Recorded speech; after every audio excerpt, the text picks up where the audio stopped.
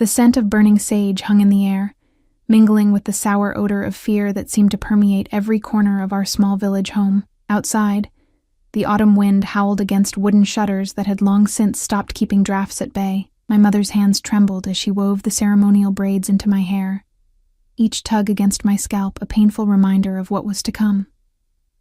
"Hold still, Ilara," she whispered, her voice lacking any warmth that might have comforted me.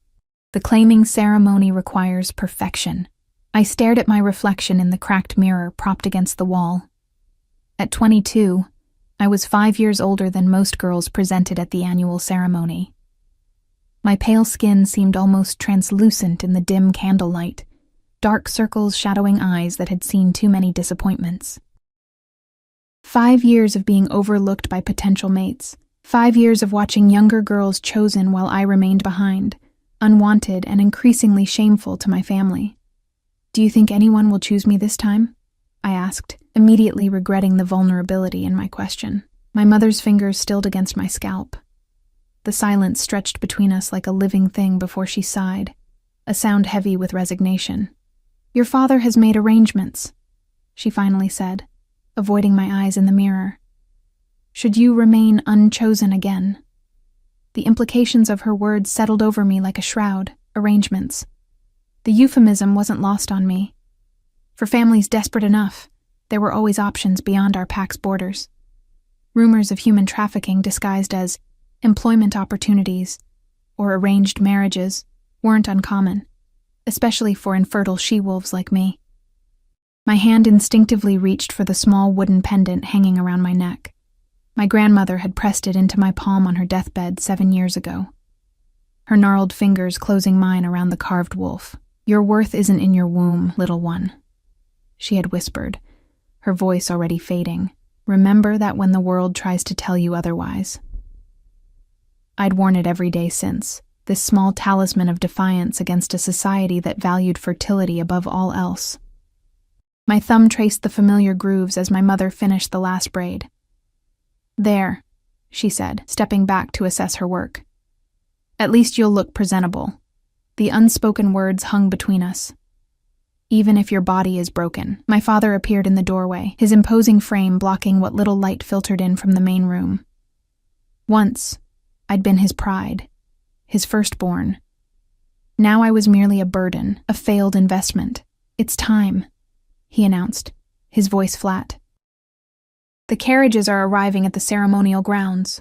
I rose on unsteady legs, smoothing down the simple white dress that would mark me as available for claiming. My mother adjusted the ceremonial red sash around my waist, a symbol of fertility that felt like a cruel joke against my body. "Ilara," my father said, his voice lowering as my mother left the room.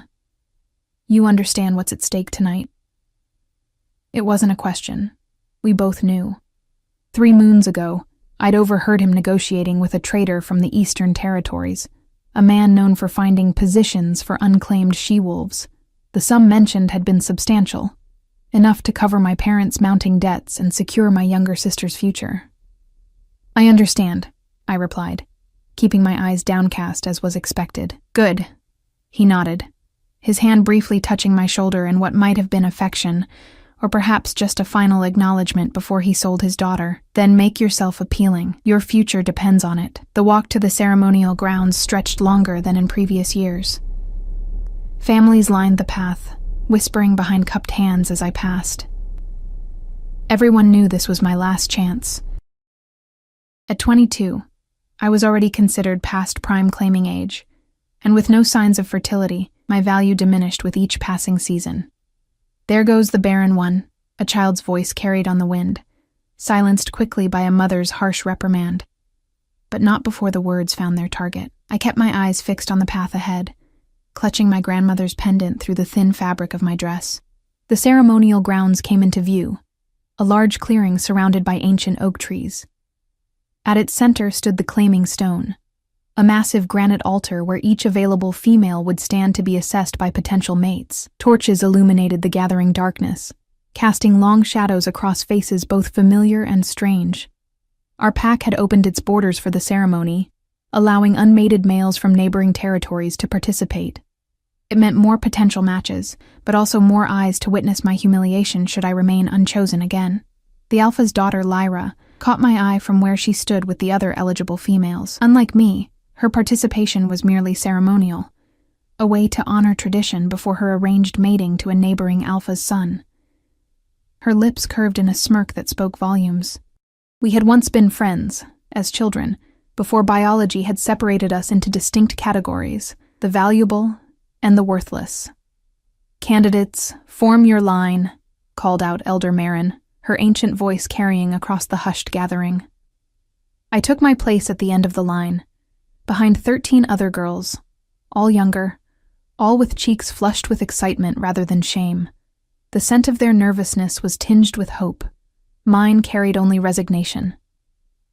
The ceremony began with ritualistic prayers to the moon goddess, asking her blessing upon the unions that would form this night. I mouthed the words by rote, having heard them so many times they had lost all meaning. Instead, I found myself scanning the gathered males, wondering which would be considered an acceptable match by my father. None of the prime specimens, certainly. Perhaps one of the older widowers, or a low-ranking pack member desperate enough to overlook my deficiency. One by one, the girls before me were called to stand upon the claiming stone. One by one, they were chosen. Some by multiple suitors who then competed for the honor. Families cheered, agreements were made, ceremonial bloodletting sealed the initial bonds, and then it was my turn. Ilara, daughter of Gareth and Maris, step forward, Elder Marin called, her eyes not unkind as they met mine. The walk to the claiming stone felt like wading through deep water, every step requiring tremendous effort. The silence that fell over the gathering was deafening compared to the cheers that had preceded each previous claiming. I kept my gaze lowered as I climbed the 3 stone steps and took my place atop the ancient granite.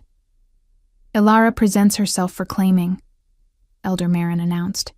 "She brings the wisdom of 22 summers and the loyalty of her bloodline. Who would claim her as mate?" The silence stretched. I counted heartbeats. 10, 20, 30, before daring to lift my eyes. The gathered males stood impassive, some averting their gaze, others whispering to companions. Not a single step forward was taken. Elder Marin cleared her throat. "I ask again, who would claim Ilara as mate?" From the corner of my eye, I saw my father shift his weight, his hand moving to touch the inner pocket of his ceremonial coat where, I knew, rested the contract he had already prepared with the Eastern trader.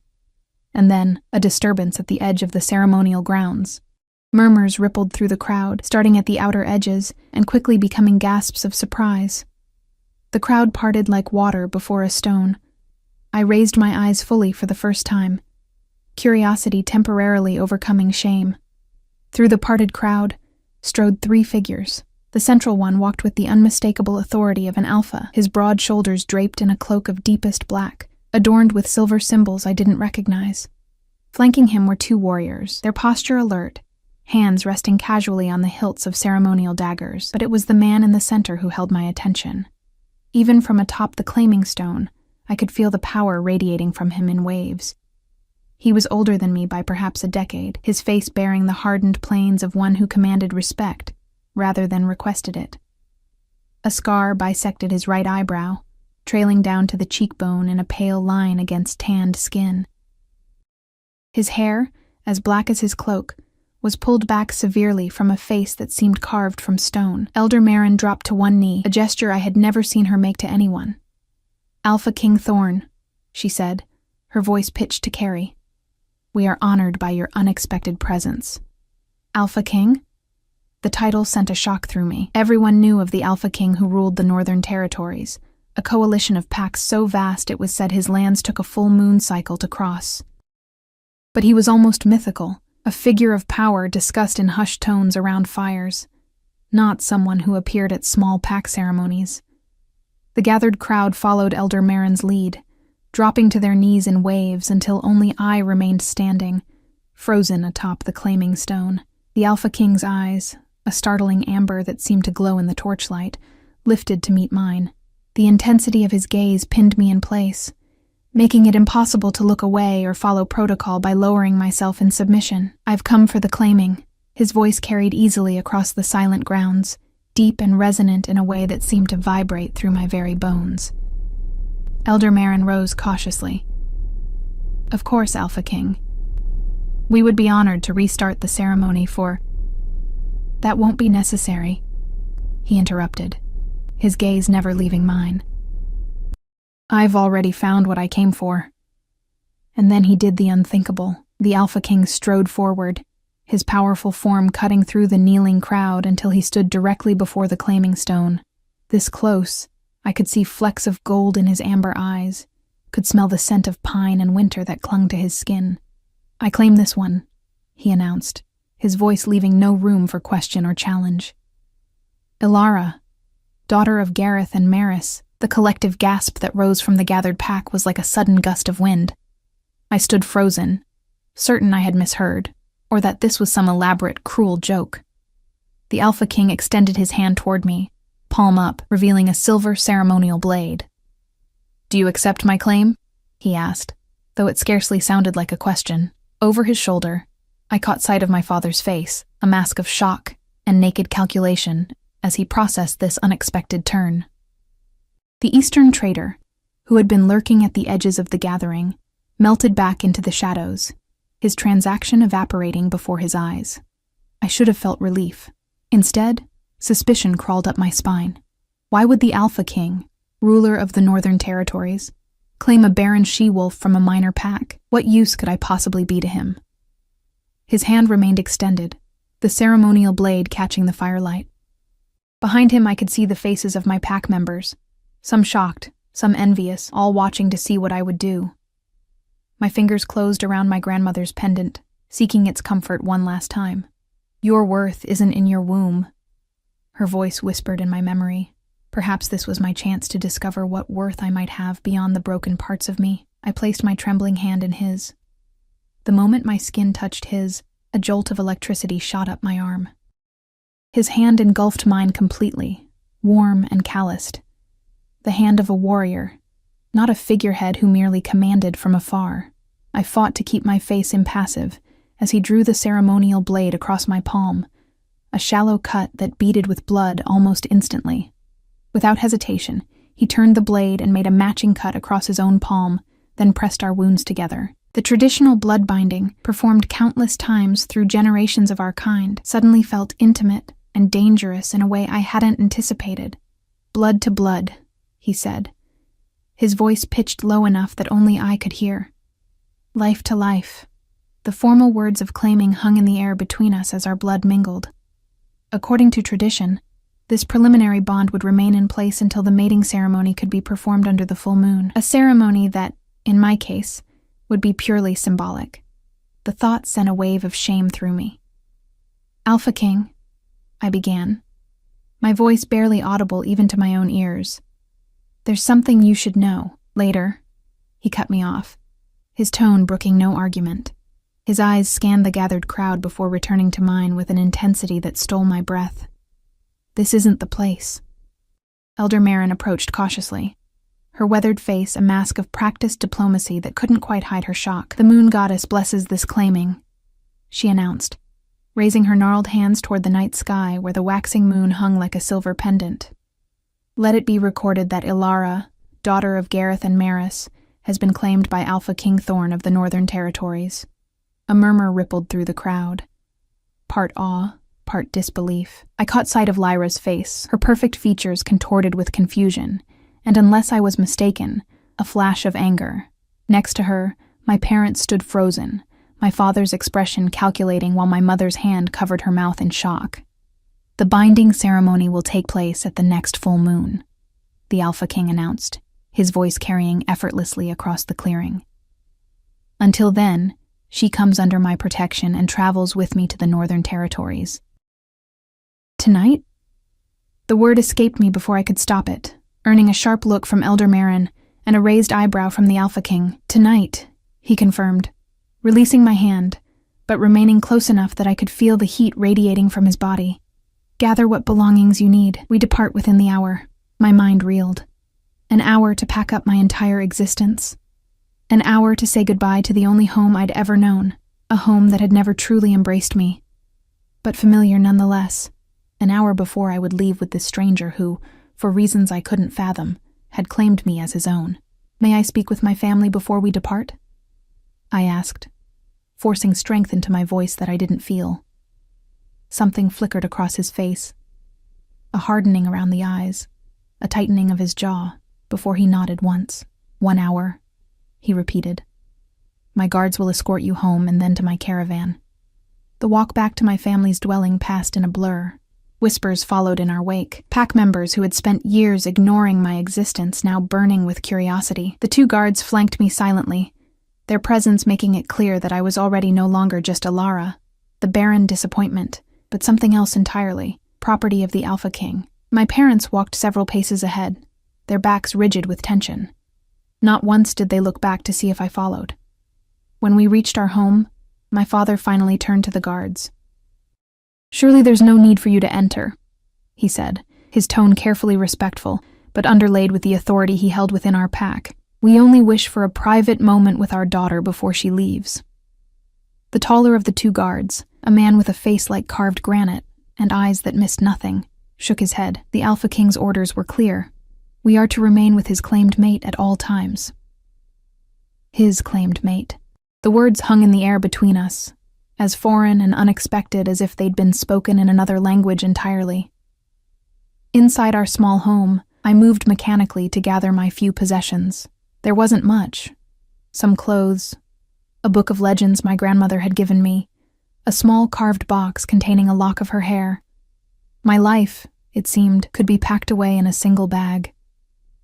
"Ilara," my mother finally spoke, her voice tight with some emotion I couldn't identify. "Do you understand what's happened?" I paused in my packing, looking up to find both my parents watching me with expressions that mixed calculation with something that might have been concern. "The Alpha King has claimed me," I said simply, stating the obvious because I had no other answers to give. My father paced the small confines of the room, shooting wary glances at the guards who maintained their position by the door. "This changes everything," he muttered, more to himself than to me or my mother. "Why would he choose me?" I asked, voicing the question that had been circling in my mind since the moment the Alpha King had extended his hand on the claiming stone. "He must know I swallowed hard, forcing the word past the lump in my throat. "Baron." My mother flinched at the word, but my father's eyes narrowed thoughtfully. "Perhaps he doesn't know," he said slowly. "Our pack is small, isolated. It's possible word of your condition hasn't reached the Northern Territories." A cold weight settled in my stomach. "You think he claimed me under false pretenses?" The idea that I would be rejected again once the Alpha King learned the truth was almost more than I could bear. "Or perhaps he knows and doesn't care," my mother offered, her voice softening slightly. "They say the Alpha King already has heirs from his first mate. Perhaps he seeks only companionship now." The first mate. Of course. I'd heard the stories, as had everyone in the 5 territories. How the Alpha King's mate and young son had been killed in an attack 3 years ago. How he had hunted down those responsible with a cold fury that had become legendary. How he had ruled alone since then, turning away all political matches suggested by his advisors. "Whatever his reasons," my father said, stepping closer and lowering his voice, "this is an opportunity for our family, for our pack." His eyes gleamed with ambition. "You must secure your position, Alara. Make yourself indispensable to him." I stared at him, the magnitude of his words sinking in. Just hours ago, he had been prepared to sell me to a traitor from the East. Now he saw me as a potential conduit to power. "And if he rejects me when he learns the truth?" I asked, my voice barely above a whisper. My father's expression hardened. "Then you'd better make sure he doesn't learn it until it's too late for him to change his mind." I turned away, unable to bear the naked calculation in his eyes. My fingers found my grandmother's pendant, seeking its comfort. What would she have advised in this moment? To lie to survive, or to face rejection with dignity? "It's time," the guard announced from the doorway. "The Alpha King awaits." I shouldered my small bag and turned to face my parents. For a moment, I thought my mother might embrace me, her arms lifting slightly before dropping back to her sides. "Make us proud," my father said, his hand heavy on my shoulder for a brief moment. They were the last words he spoke to me. No declarations of love, no reassurances that I would always have a home to return to should things go wrong. Just a final command to serve their interests, even as I was led away to an uncertain future. Outside, the night had deepened, stars pricking the velvet sky above. The village was eerily quiet, though I could feel eyes watching from darkened windows as I was escorted to where 3 enormous black carriages waited at the edge of our territory. Guards stood at attention around the perimeter, their posture alert despite the lateness of the hour. The lead carriage door opened as I approached, revealing the Alpha King seated inside, his powerful frame making the spacious interior seem somehow smaller. He watched my approach with those unsettling amber eyes, his face revealing nothing of his thoughts. "Your belongings?" he asked, noting my single small bag.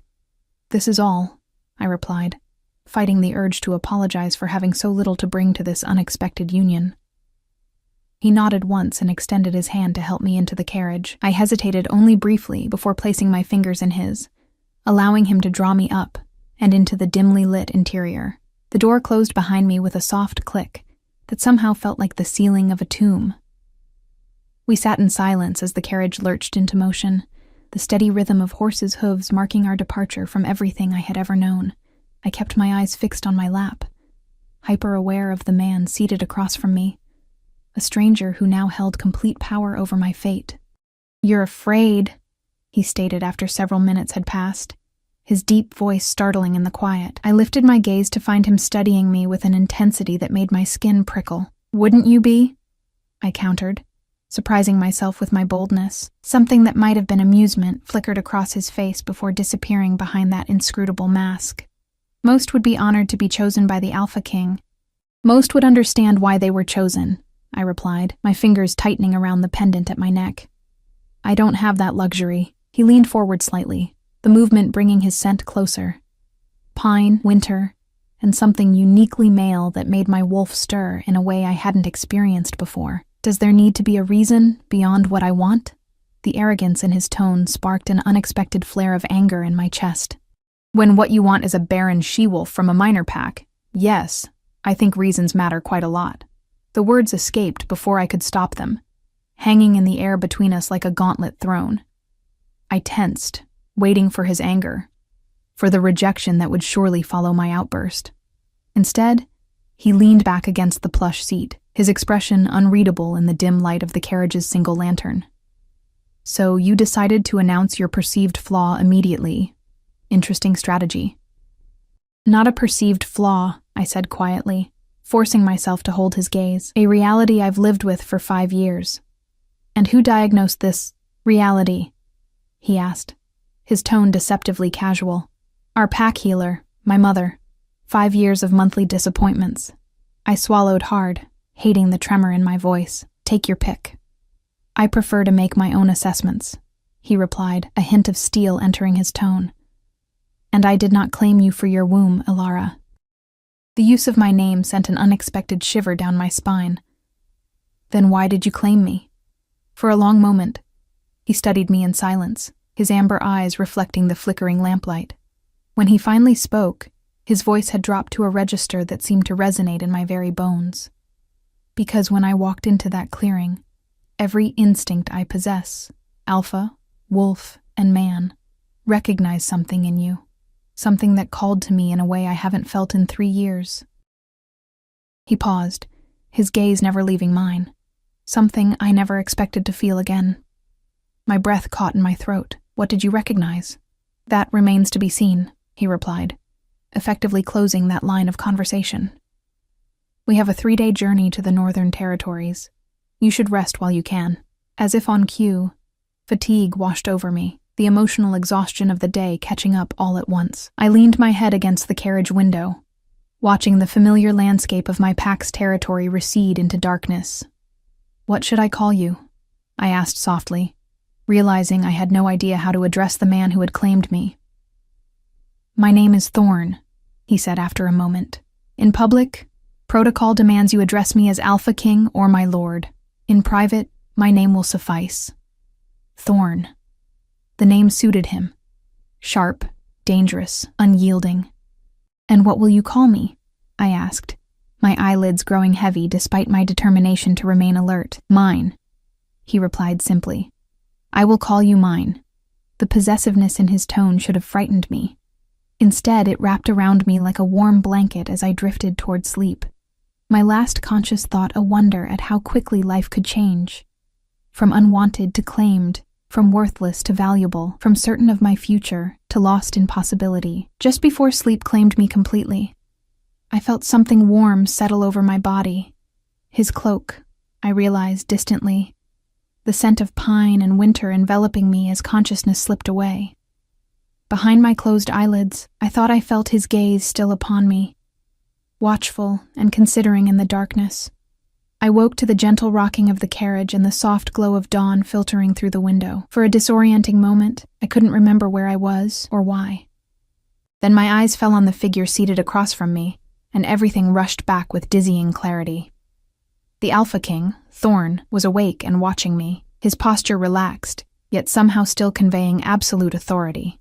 He looked as though he hadn't slept at all, no signs of fatigue marking his harsh features.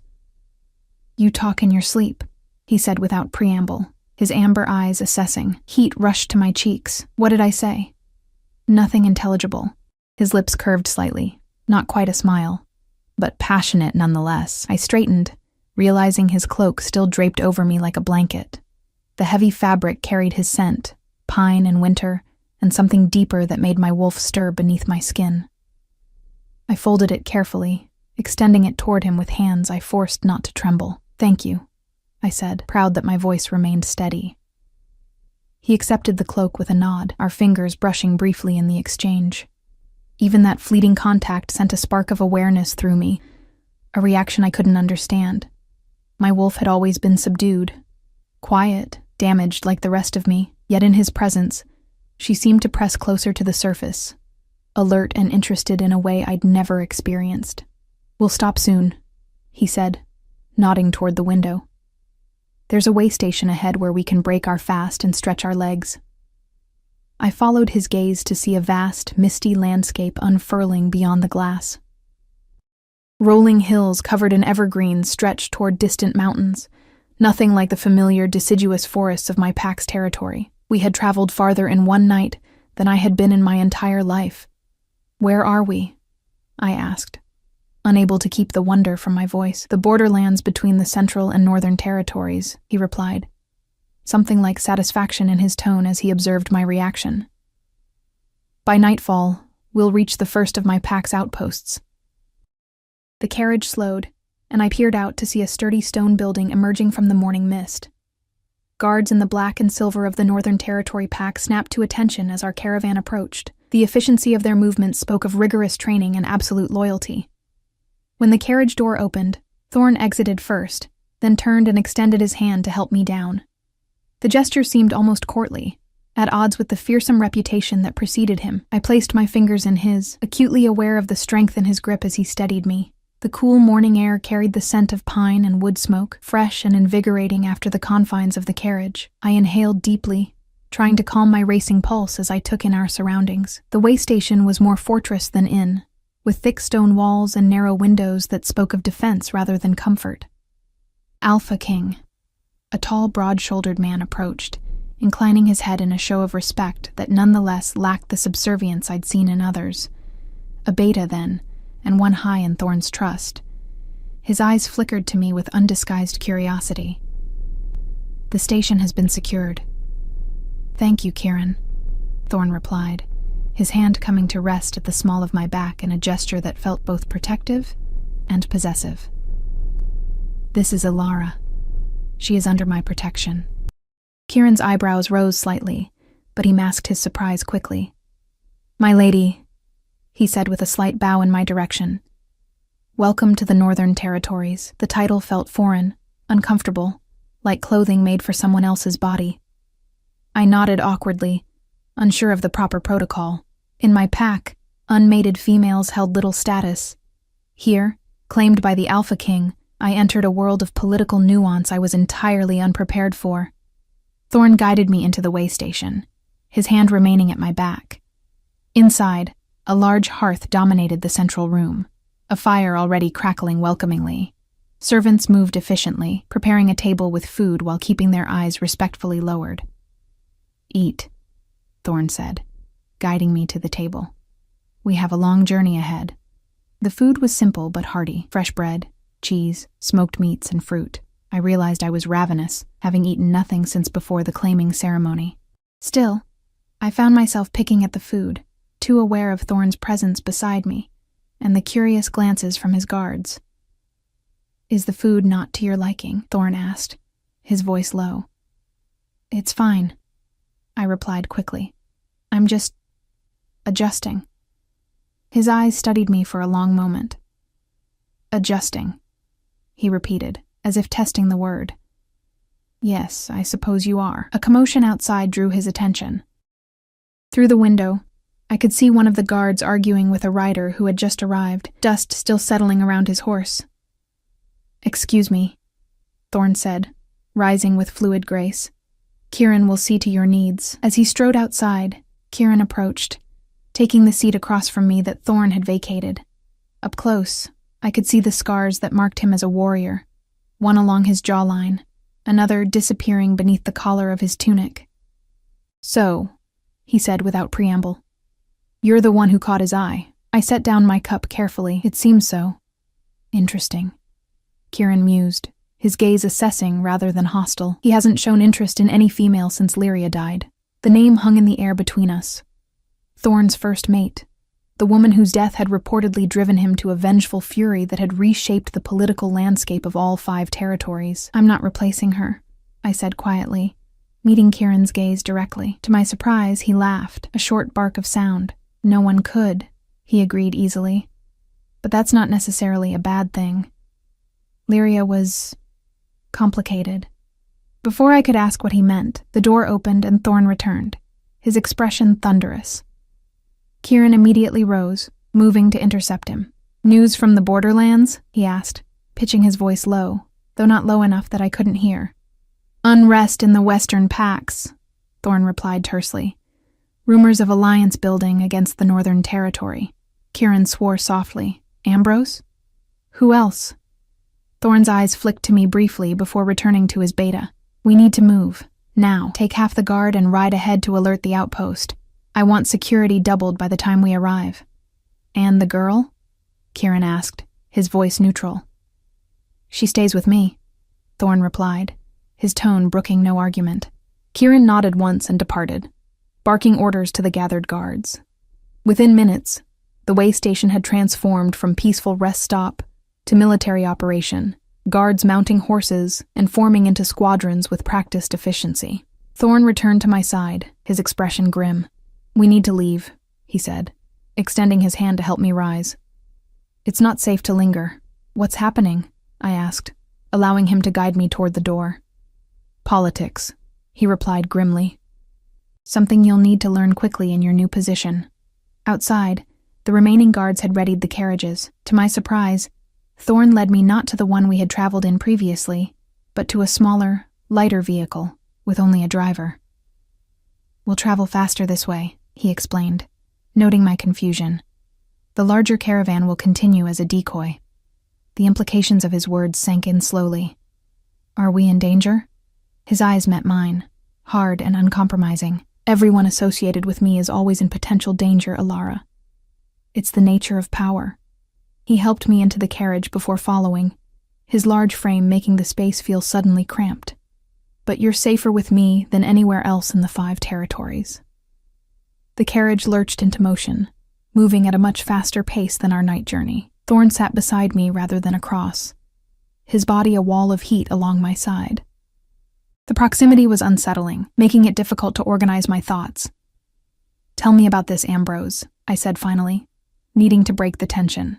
"The one causing unrest." Thorn's jaw tightened. "Alpha of the Western Pack, ambitious, ruthless, and convinced the Northern Territory has grown too powerful under my rule." "Has it?" I asked before I could stop myself. To my surprise, a brief smile ghosted across his lips. "Yes," he admitted without false modesty. "But power properly wielded brings stability, not tyranny. Ambrose doesn't understand the difference." "And is that why you came to our ceremony?" I asked, the pieces beginning to align in my mind. Political alliance building of your own? His gaze sharpened. You think I claimed you for political advantage? When I didn't answer, he laughed, the sound low and without humor. Your pack has no strategic value, Ilara. No resources I couldn't acquire elsewhere. No military strength worth mentioning. The dismissal of my pack stung, even as I recognized the truth in his assessment. Then why? I told you last night, he cut me off. When I have more to tell you, I will.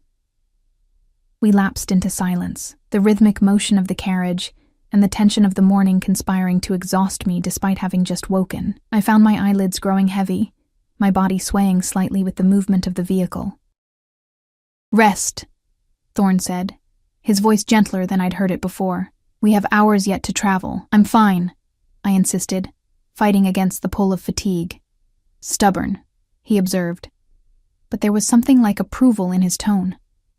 Without warning, he shifted, drawing me against his side, my head coming to rest against his shoulder. Rest, he repeated, this time with the unmistakable timbre of an alpha command. My wolf responded instinctively, relaxing against him even as my human mind rebelled. The steady rhythm of his heartbeat beneath my ear was oddly soothing, his warmth enveloping me like a cocoon of safety. I don't understand you, I murmured, sleep already tugging at the edges of my consciousness. No, he agreed, his voice a rumble I could feel through his chest. But you will. I woke sometime later to his voice, low and urgent, speaking to someone outside the carriage window. The vehicle had stopped, and the quality of light suggested late afternoon. How many? Thorn was asking, his body tense beside me. At least 20, came the reply. Kieran's voice, I realized. They've blocked the main road to the outpost. Armed? Heavily. And they're wearing Ambrose's colors. I sat up fully, sleep falling away in the face of potential danger. Thorn's expression was cold, calculating. All traces of the almost gentleness from earlier erased. Options? He asked. The old hunting trail, Kieran suggested. Narrow for the carriage, but passable. It would bypass their position entirely. Thorn nodded once. Make it happen. His eyes flicked to me, noting my alertness. We have a change of plans. The carriage lurched into motion again, this time moving off the smooth road and onto what felt like little more than a deer path. The ride became instantly rougher, branches occasionally scraping against the sides of the vehicle. Ambrose's men, I asked, piecing together the fragments of conversation I'd overheard. A welcoming party, Thorn confirmed, his voice tight with controlled anger. Not one I'm inclined to meet. What would they have done if they'd caught us? The question slipped out before I could reconsider the wisdom of asking. Thorn's gaze was steady, unflinching. Killed me, most likely. You. His jaw tightened. You would have been taken to Ambrose as proof of my death and a trophy of war. The cold calculation of it sent a shiver down my spine. Because I'm your claimed mate, yes. But we haven't completed the mating ceremony, I pointed out. The claiming is just preliminary. It's enough, he replied grimly. In the eyes of pack law, you're mine now. Harming you is an act of war against me personally, not just against the Northern Territory. The possessiveness in his voice stirred something deep within me, not fear, though perhaps it should have been, but a curious warmth that spread through my chest. In my entire life, no one had ever considered me worth fighting for. Now, suddenly, I was valuable enough that wars might be waged over me, not me, I reminded myself harshly. My position, the symbol I represented. The carriage hit a particularly deep rut, jolting us both. Thorn's arm shot out instinctively, steadying me before I could be thrown from my seat. His touch lingered, warm and solid against my waist. We'll reach the outpost by nightfall, he said, his voice rougher than before. You'll be safer there. And then? I asked, suddenly needing to understand what future awaited me beyond this journey. Then we continue to the heart of the north, he replied. My home. Where you will take your place as my claimed mate until the mating ceremony at the full moon. My hand found my grandmother's pendant, fingers tracing the familiar wooden curves. And after the ceremony, what then? He studied me for a long moment. those amber eyes seeming to see straight through to my core. "After the ceremony, you will be my mate in truth, the Luna of the Northern Territory. Second in power only to me." The magnitude of it washed over me like a wave, threatening to pull me under. From unwanted, infertile daughter to Luna of the most powerful territory in the 5 regions, the transition was too vast to comprehend. "I'm not prepared for this," I whispered, honesty forcing the words past my lips. "I know nothing of politics or leadership. In my pack, I was nothing." "Your pack," Thorn said, his voice hardening, "was blind to your value. That is their failing, not yours." "Of what value?" I asked, unable to keep the bitterness from my tone. "I can't give you heirs. I can't strengthen bloodlines. What possible value could I have to an alpha king?" The carriage lurched to a sudden stop, nearly throwing me forward. Thorn caught me easily, his hands gripping my upper arms as he turned me to face him fully. "Look at me," he commanded, and my eyes rose to his automatically. "Your value is not measured by your womb, Alara. That your pack taught you otherwise speaks to their ignorance, not your worth."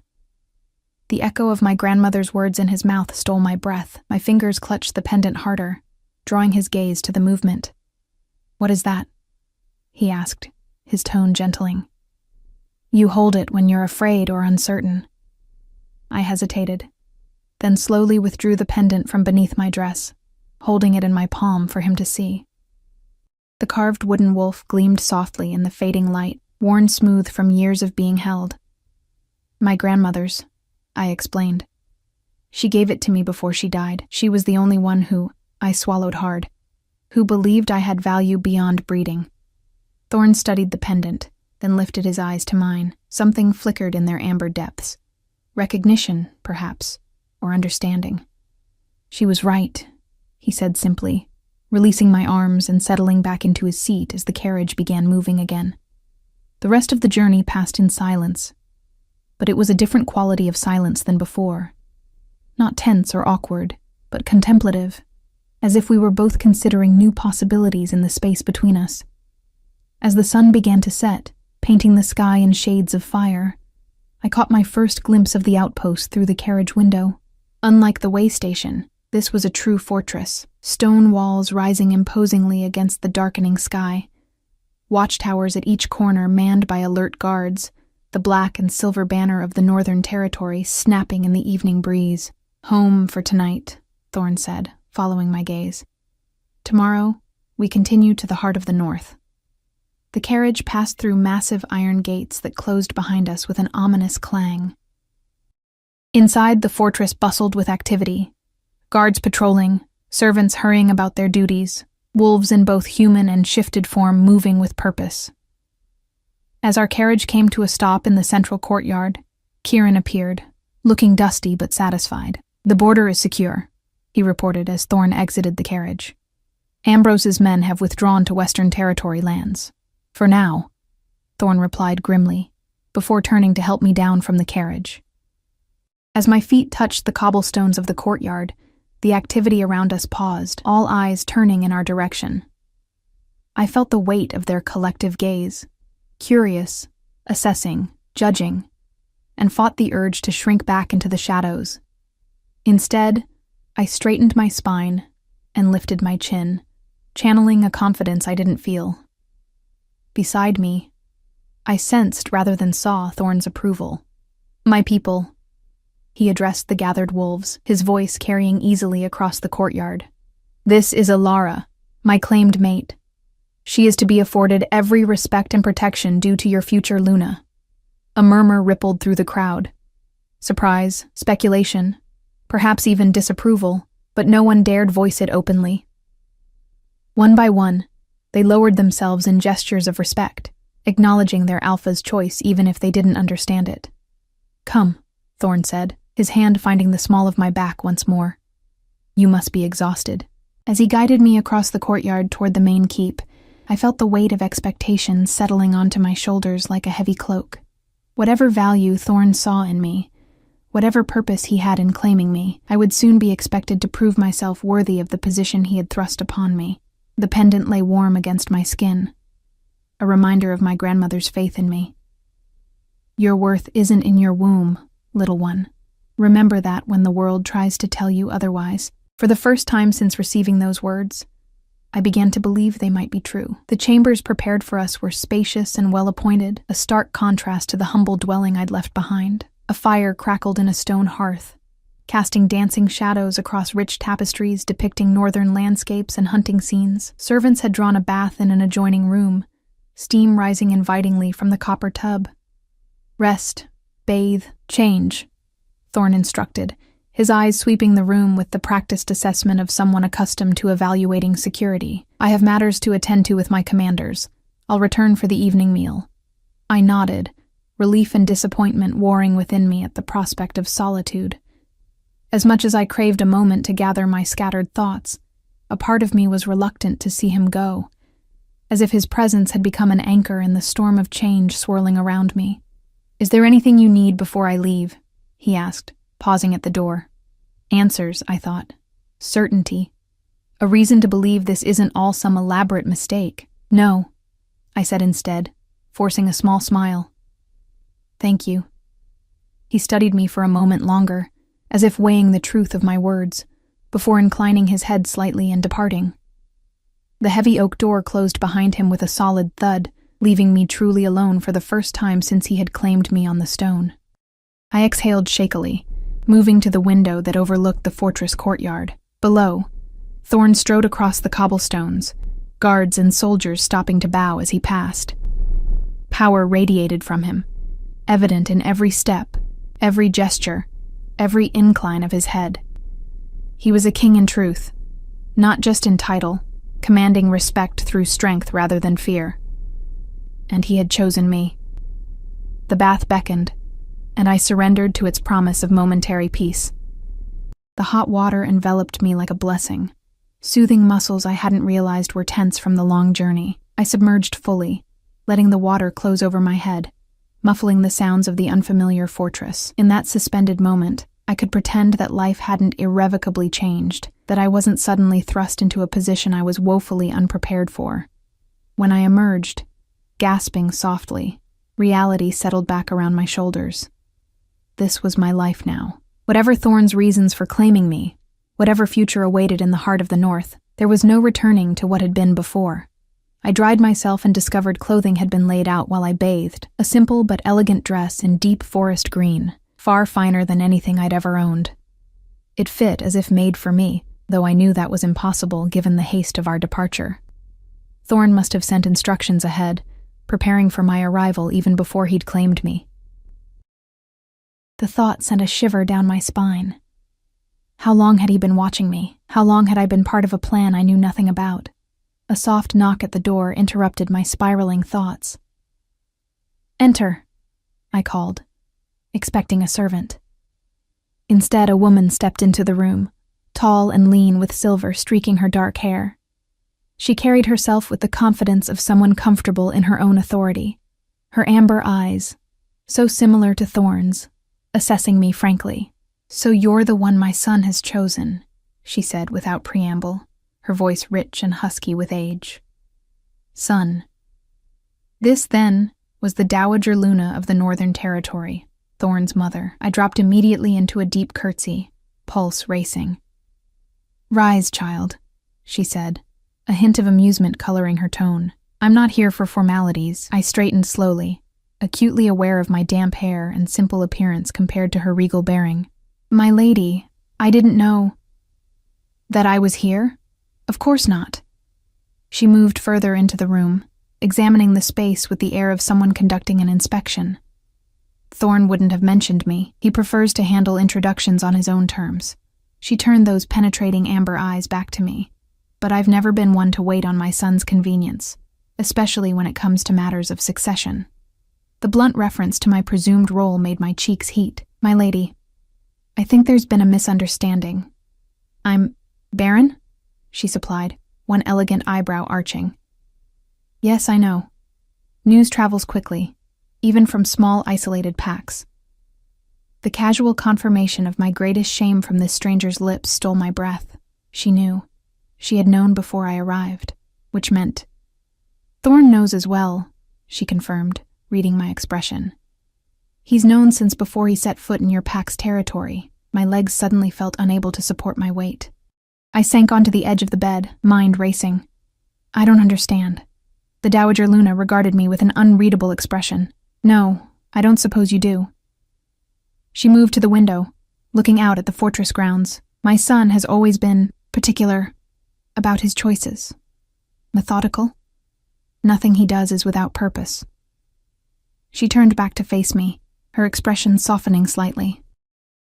The question you should be asking, child, is not why he chose you despite your perceived flaw, but whether that very thing might be precisely why he chose you. Before I could formulate a response to her cryptic statement, the door opened again, and Thorn himself entered. He stopped abruptly at the sight of his mother, his expression darkening.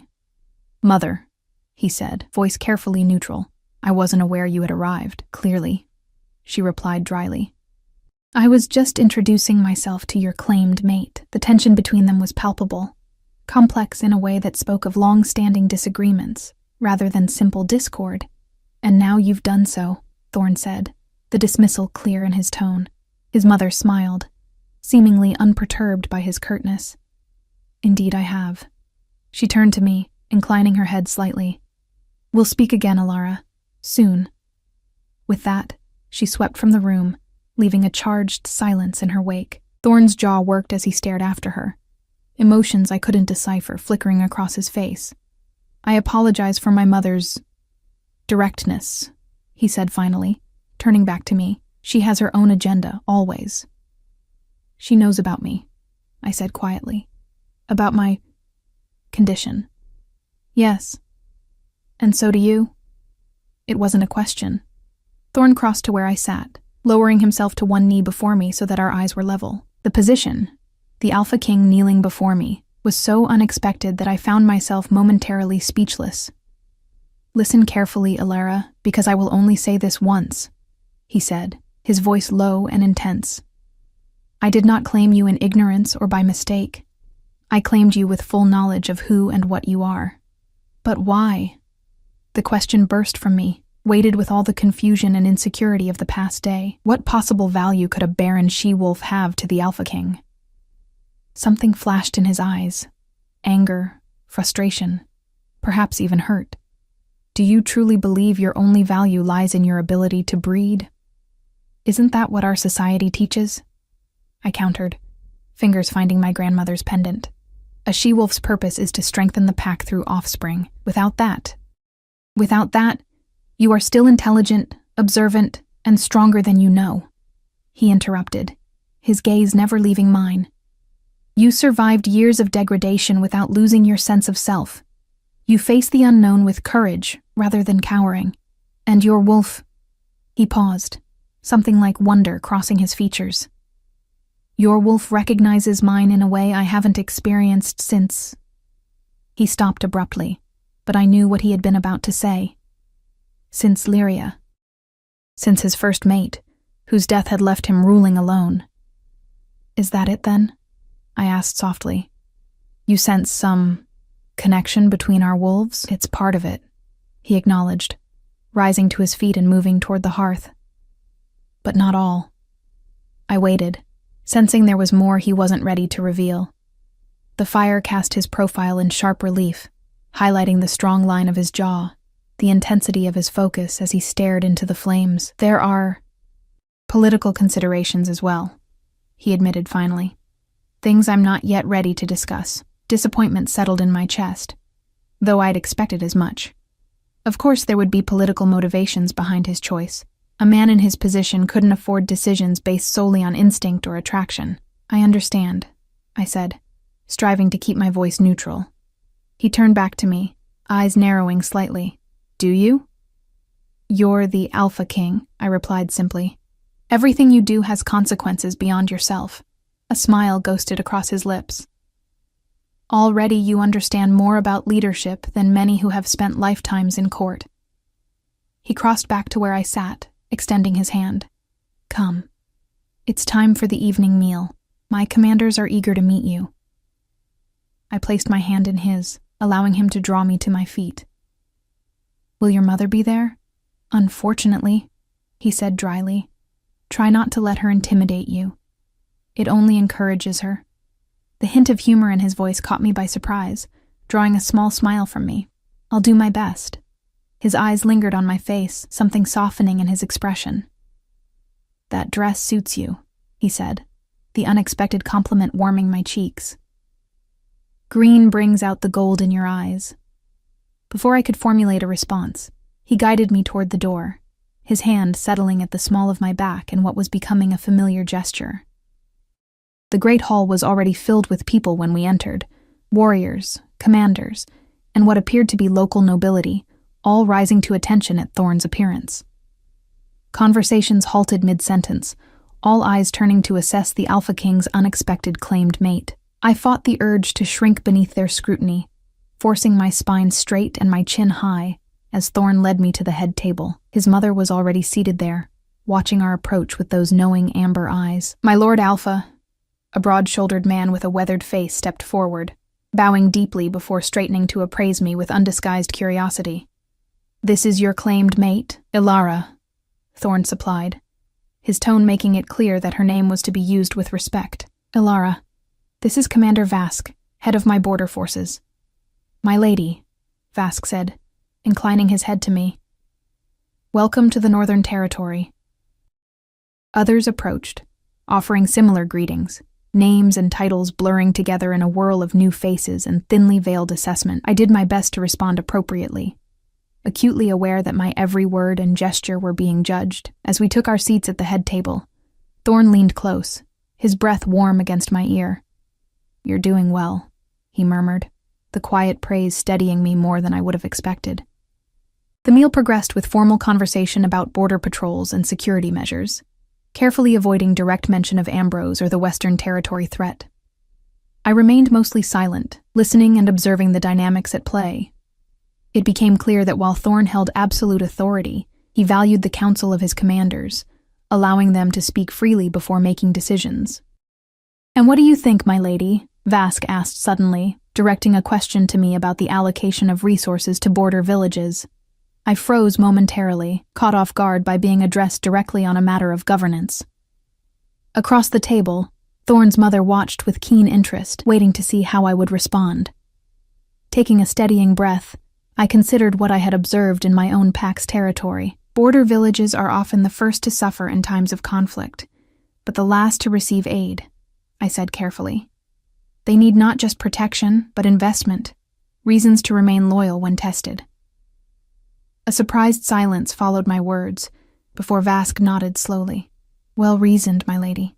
I caught Thorn's approving glance, a subtle nod that sent warmth spreading through my chest. Perhaps I wasn't as unprepared as I'd feared.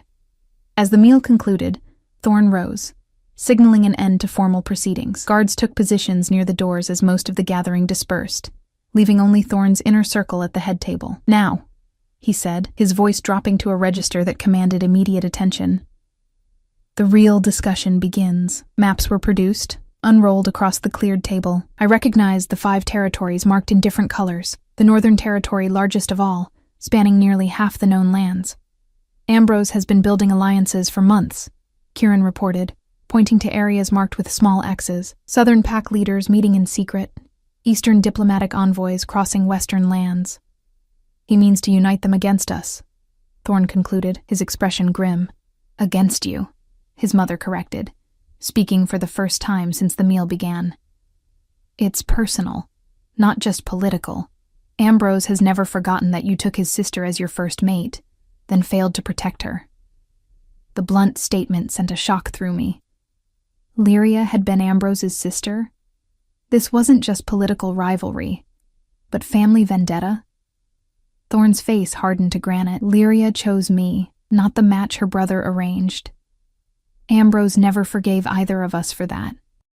"And now he sees your new claimed mate as an opportunity," his mother continued, her gaze shifting to me with unnerving intensity. "A statement of intent." "A statement of what?" I asked, unable to remain silent in a conversation so directly about me. Thorn's mother smiled, though there was little warmth in it. "By claiming a she-wolf known to be barren, my son has made a declaration that he is not seeking heirs. that his chosen successor remains as planned. I turned to Thorn, confusion plain on my face. Your successor? But I thought... My nephew, Thorn supplied, his jaw tight. Lyria's son from her first mating. He survived the attack that killed his mother.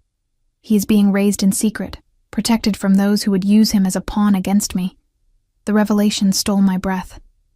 Thorn already had an heir, not his by blood, but by choice and responsibility. He was protecting his dead mate's child, raising him as successor despite no biological connection. Ambrose believes the boy should be under his control as bloodkin, Kieran explained, his voice pitched low. He sees the Alpha King's guardianship as theft of his bloodline's right to power. So by claiming me, I began, pieces falling into place. By claiming a mate who cannot bear children, I've made it clear that my succession plans remain unchanged, Thorn confirmed.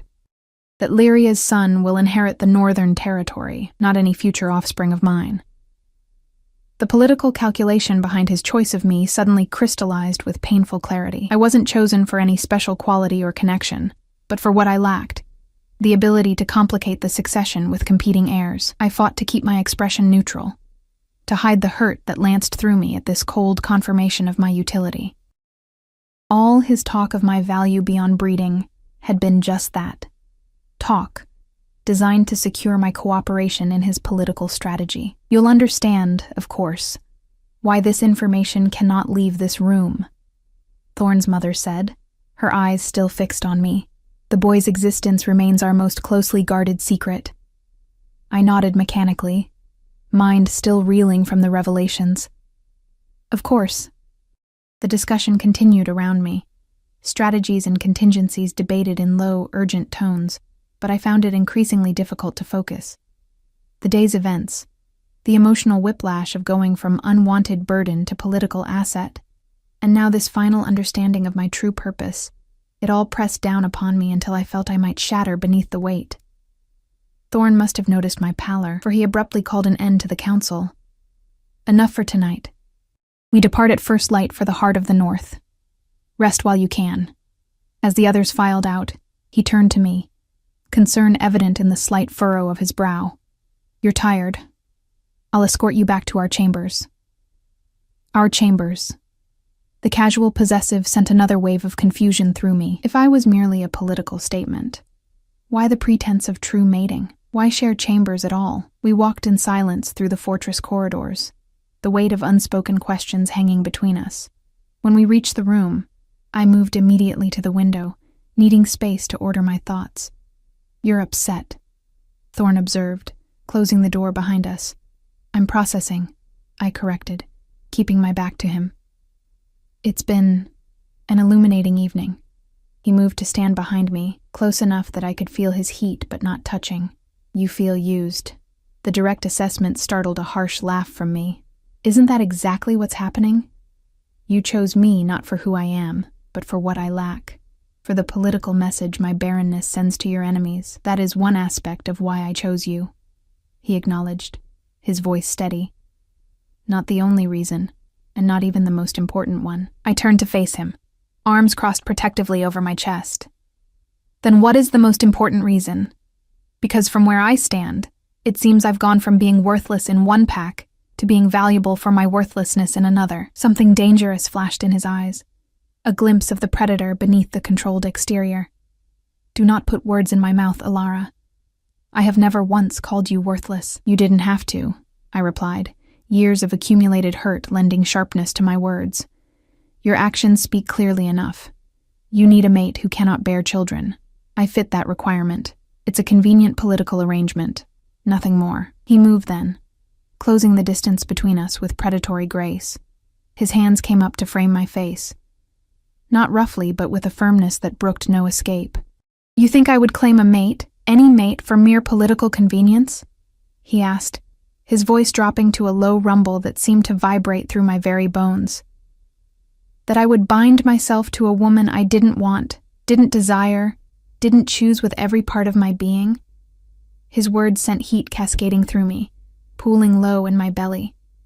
I don't know what to think anymore.